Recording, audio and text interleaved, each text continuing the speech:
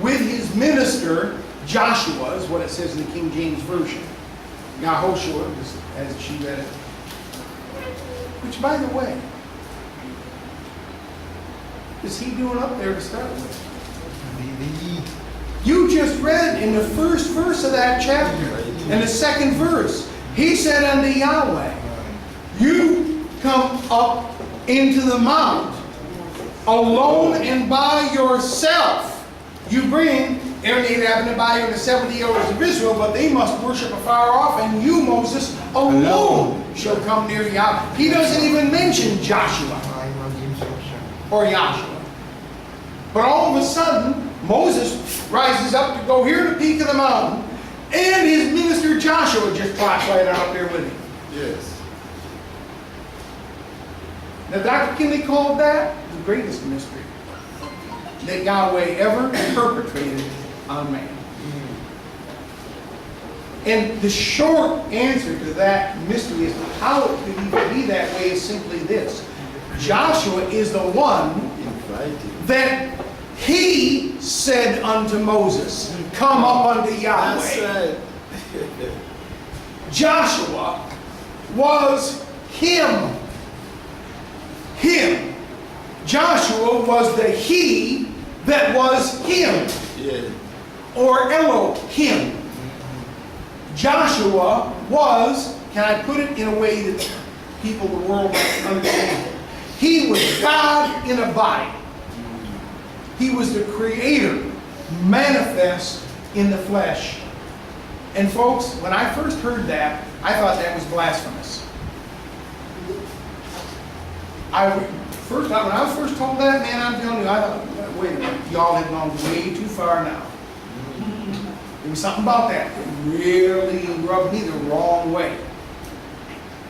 Because I was having a hard enough time reconciling with the fact that this one right here was the creator in a body instead of just God's little boy. You understand what I'm saying? Because the way I was taught. I was taught that this was the Son of God and it wasn't God. But I'm talking about coming up as a child. And then I had to read in the Bible, and they showed me, it's like, okay, yep, that's okay. You know, Yahweh was manifest in the flesh, it says. Or in the King James Version, God was manifest in the flesh. Okay, well, that's what it says. You understand? And then it says, he was the fullness of the Godhead bodily. I'm like, okay, I have to submit to that. You understand? But he's talking about here. And then for somebody to come around and tell me that's him back here, Joshua? No. But I had to step back. And it's like, wait a minute. Wait a minute. If you can prove it to me, I've got no options except to accept it or reject it as rebellion. One or the other. And it was proven to me, beyond shadow of doubt, Joshua was Yahshua, who was Yahweh Elohim, manifest in the flesh. And he is the one that said unto Moses, come up, and he is the one that escorted Moses right on up to the top of the mountain. So then rose up Moses and his minister Joshua. Go ahead. And Moses went up into the mount of Elohim. Yep. And he said, And I'll say this, but I don't have time to go in details. Not only did he go up there, Yahshua went to it. Yeah, man. Okay? And you can prove that later on. Anyway, go ahead.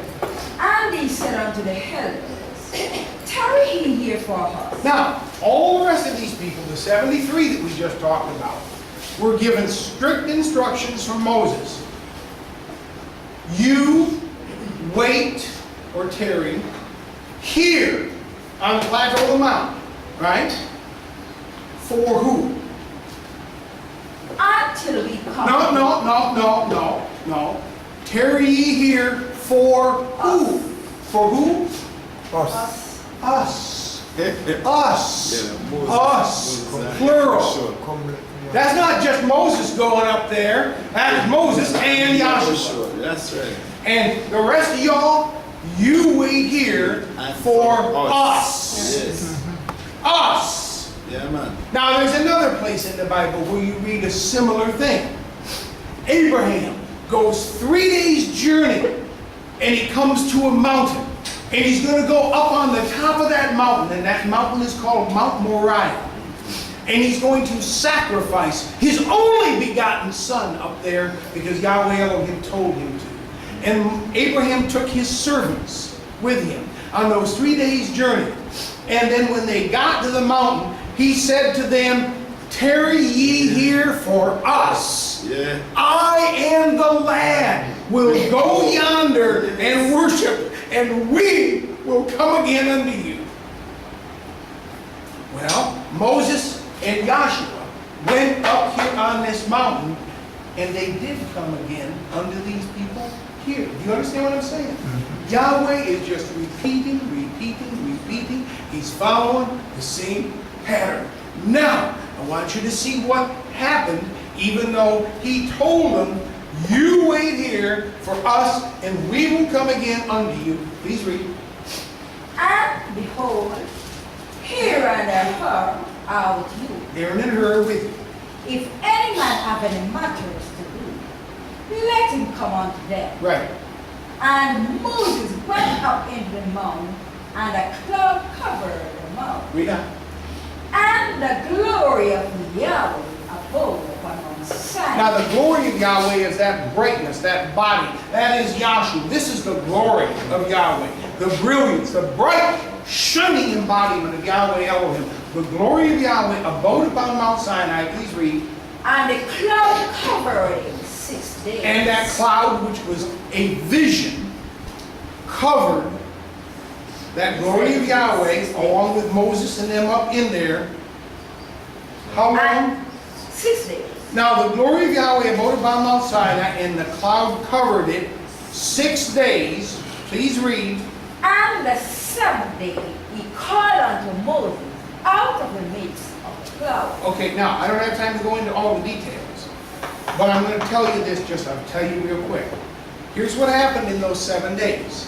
The first 6 of the 7 days, Yahweh Elohim showed Moses how that he, being the archetype pattern of the universe, created the world by himself according to the tabernacle pattern.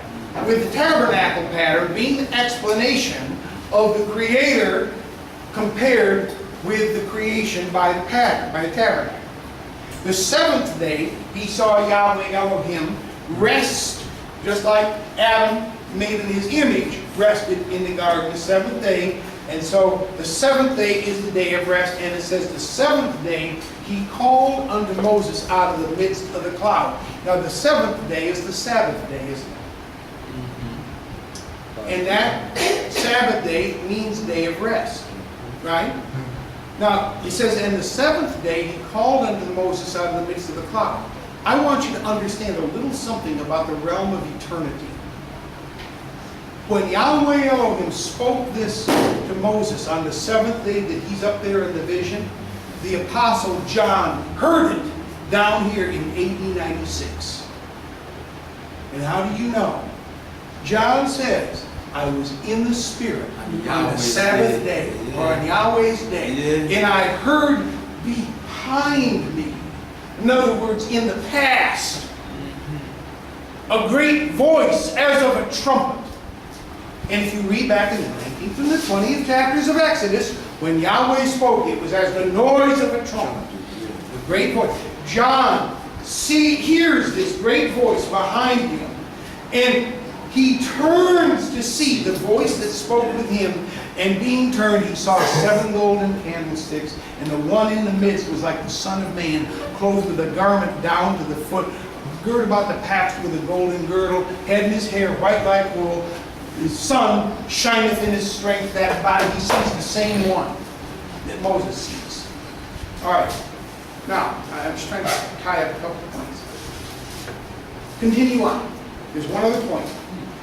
And the sight of the glory of Yahweh was like the flowering fire on top of the mountain. Now, these people are way away, and yet the sight of the glory of Yahweh is like devouring fire on top of the mountain. This is the source of light.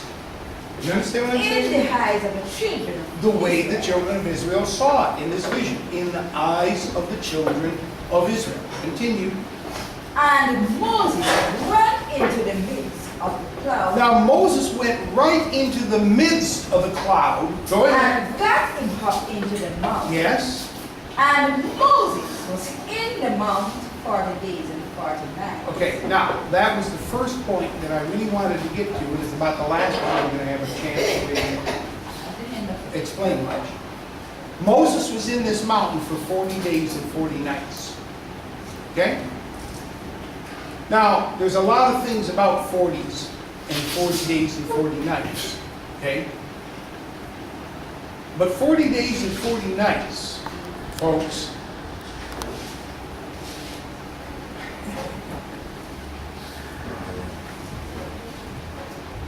how many hours are in a day? 12. In a day, and then when you include the night, Yeah, 24. it's 24. So multiply 40 by 24.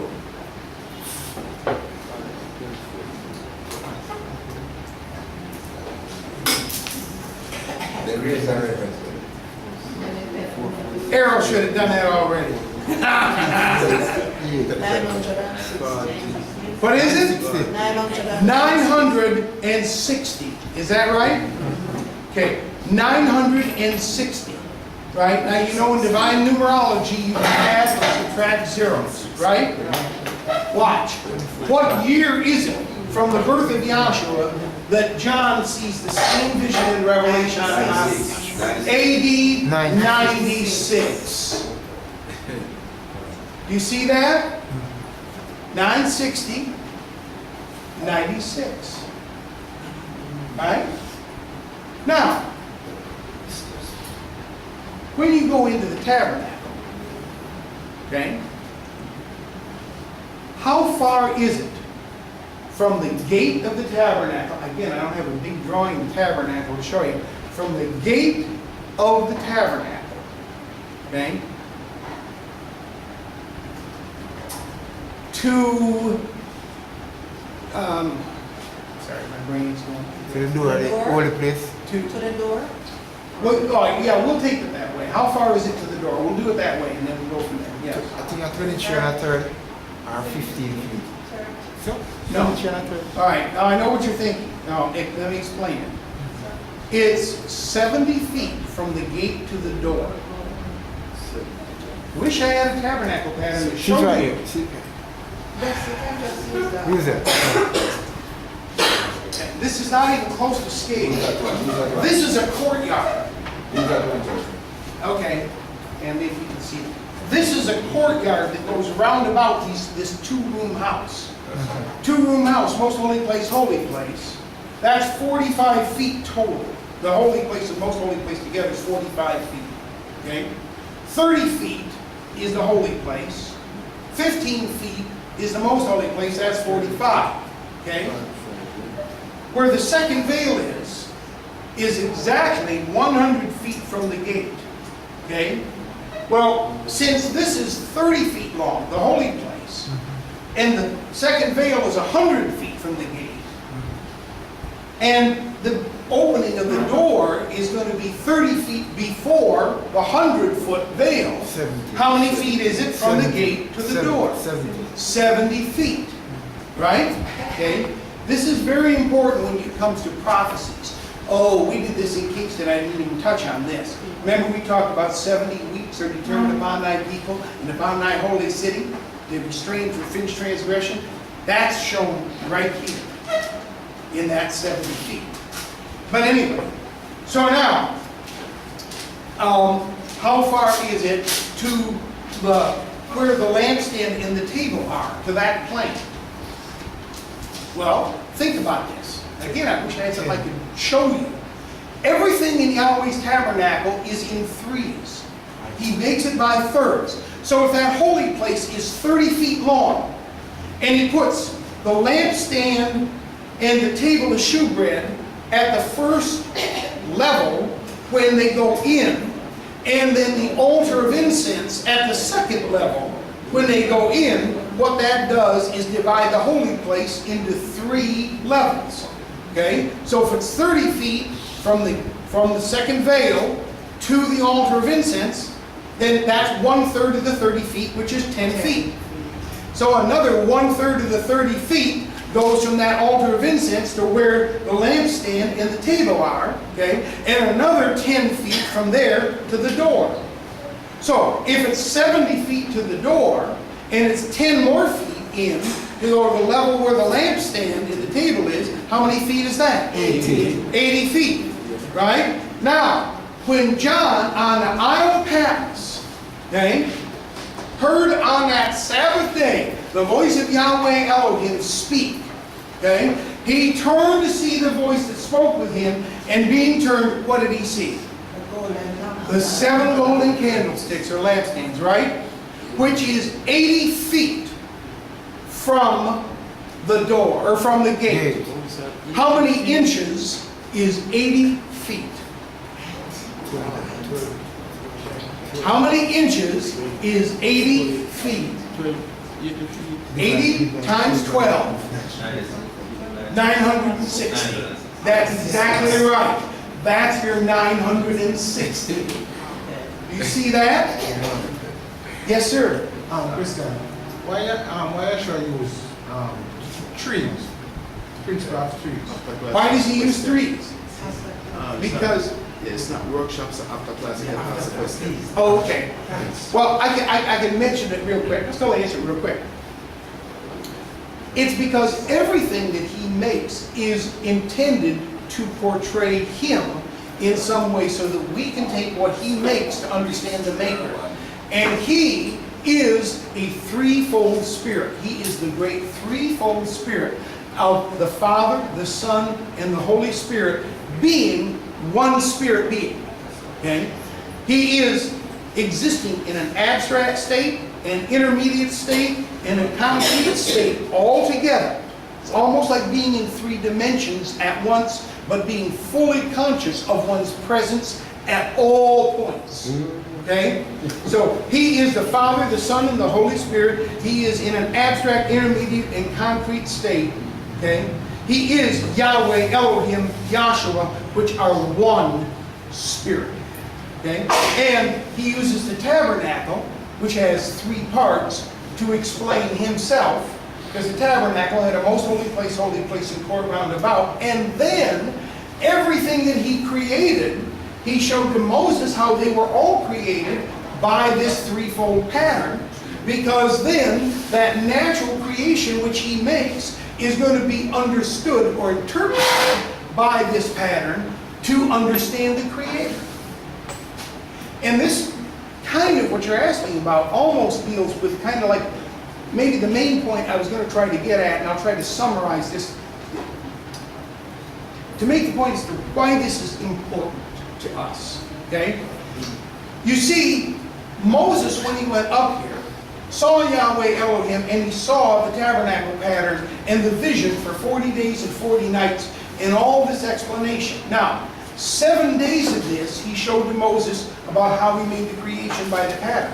But the other 33 days out of the 40 days, 33 out of 40 days, he spent tutoring Moses in intimate detail about this tabernacle pattern, so that Moses would have it indelibly imprinted on his mind exactly how Moses was supposed to come back down here and make a tabernacle exactly like the pattern that he showed him in the mountain. And what I'm telling you is also in the very next chapter that we were reading, in the 25th chapter of Exodus. You read in the 25th chapter there, when he took Moses up there, he's up there for 40 days and 40 nights. He said that, "Let them make me a sanctuary that I might dwell among them according to all that I show you after the pattern of the tabernacle and the pattern of all the instruments therein, even so shall you make it." And then he says, "And you make sure, Moses, that you make all things in this tabernacle according to the pattern that you were shown in the mountain." Why is that? Because this pattern is the key to the revelation of the Creator. This pattern is what the Creator uses to reveal himself. And so he had to make sure it was right. Now, here's another thing about the Bible. I was raised in the Bible, but in fact, I didn't know this for years after I came into school. Do you have any idea how many chapters of the Bible are devoted to describing that tabernacle and the services in it? I didn't have a clue. Does anybody know? It's over 50 chapters. 50. Now that must be pretty important for the Creator to have 50 chapters of His Bible devoted to the tabernacle. In the way I was taught, coming up, I'm talking about as a child, you know what I'm saying, with the Bible, Christian upbringing and so forth, was basically, yeah, that was cool, that was a tabernacle, they had the Ark of the Covenant, they worshiped God in there. But that was under the Old Testament, that was then, this is now. In other words, dismiss it as being important. It's not relevant to today. Was the way people talked about it to me. You understand what I'm saying? So I didn't give it two thoughts after that. 50 chapters of Yahweh's Bible is devoted to that tabernacle pattern, that threefold tabernacle pattern. Why is that important? That is what the Creator used in the visions and the revelations to explain and portray Himself. Now I'm going to show you what happens even if you have a vision and revelation, and if you don't get the revelation by the pattern, here's what happens. The 73 people that didn't go up here and see this explanation by the pattern, all of them, even though Moses told them to wait, they didn't. They saw Moses go up into this burning inferno, and they thought, literally, Moses is toast. Okay? And they went down here and left this mountain, and immediately they said, "Up, make us a God to go before us. For as for this man Moses, the man that brought us up out of the land of Egypt, we don't know what's become of him." All this time, they've seen this with Yahweh Elohim, and they think Moses brought him up. That's their first mistake. Second of all, even when they see the Creator with a body of heaven and his feet and hands, they build something, and here's what they build. They build a golden calf with horns, hoofs, and a tail. Not feet, body, and hands. And they say, this is the God that brought us up out of the land of Egypt. Now that's in your Bible, folks. I'm trying to express to you how it is that you can even see a vision, but if you don't receive the revelation as Yahweh gave it and interpret it by the pattern, you're going to miss the point and end up doing worse, and your second state's going to be worse than the first. This, folks, is Yahweh's gift to us so that we can have a permanent relationship with Him in love and in the Spirit. Now, there are three great things that Yahweh showed Moses, and I'm going to close with this. The first vision that He gave Moses was back here on the backside of the same mountain before this 40 days and 40 nights. It was when He appeared in a burning bush as an angel in a flame of fire. Same fire as here. Same angel as here. And He commissioned Moses to come back down to the land of Egypt and bring the children of Israel out of bondage.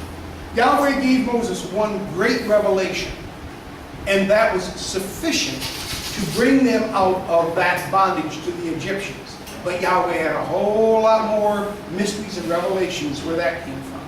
The one thing He showed to Moses there that no man ever knew before that was His name. The name Yahweh was given to Moses, and the power of that name was enough to use that rod and pour out 10 devastating plagues and save those people out of the land of Egypt. And the power of the name of Yahshua is sufficient to save souls out of bondage from sin, ignorance, and demonic forces. But when He got Moses back up here, he spent 40 days and 40 nights on this tabernacle pattern. Folks, that's where the rubber starts meeting the road. In other words, now you're getting to the point where you can really get some understanding. The last time he took Moses up here, and I didn't even cover this, he took him up there for 40 days and 40 nights. Again, twice he's up here for 40 days and 40 nights. That next time he brings him up there for 40 days and 40 nights, he shows Moses how he, Yahweh Elohim, moved on down through time with the genealogies of the flesh. In other words, he was creating and motivating Adam, and then Noah, Melchizedek, Abraham, Isaac, Jacob, Joseph, Moses, the children of Israel, Ezekiel, Daniel, Hosea, Joel, Amos, Obadiah, Jeremiah, and coming on up and manifesting in his fullness as Yahshua the Messiah. Moses saw this in a vision. He saw Yahweh Elohim move or walk right on down through those ages and dispensations and show that he, Yahweh Elohim, the Creator, was going to be Yahshua, and that he would save the very people Moses was concerned about from their sins. Now, that was 60, this is the last number on this, but it's all related to what we were just talking about. That was 63 generations of the flesh. And all of this is by that pattern that we were talking about.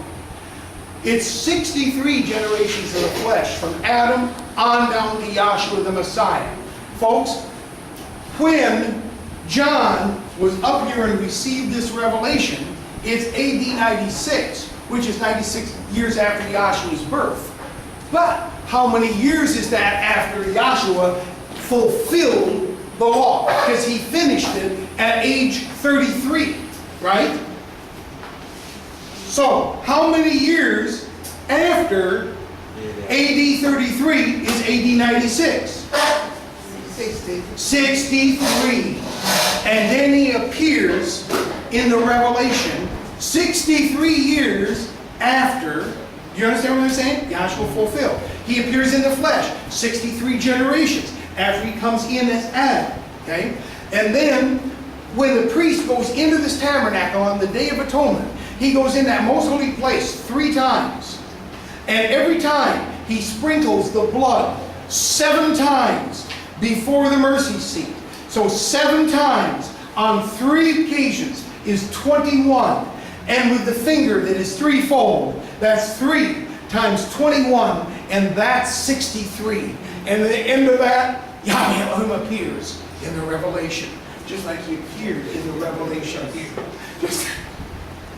Folks, Yahweh Elohim has this stuff locked up so tight. These are mysteries that Yahweh has revealed. This cannot come from any human being, me or anybody, including Henry Clifford Kinley as a man. But Yahweh just poured it out into Dr. Kinley and had him teach this so that you and I would have the privilege and the opportunity of not only getting the vision, but getting on up here and actually receiving the revelation of it and being eternally joined with Yahweh Elohim, our Creator. So I hope that's of some value to you. I'm not sure of the time, but I appreciate your patience. I hope it was of value. Great.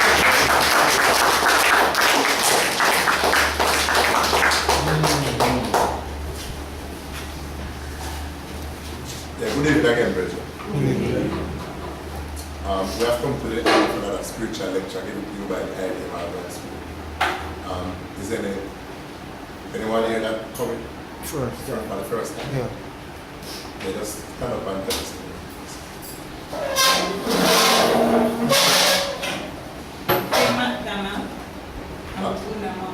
Oh, I do remember that. How are you? Yeah, you can see that. On behalf of the IDMR Grad School, we are very happy, very happy to have you. And we hope you come back again and study with us. You understand? But as the speaker said, check out these things because it's worthwhile checking out. And it is good. Yeah.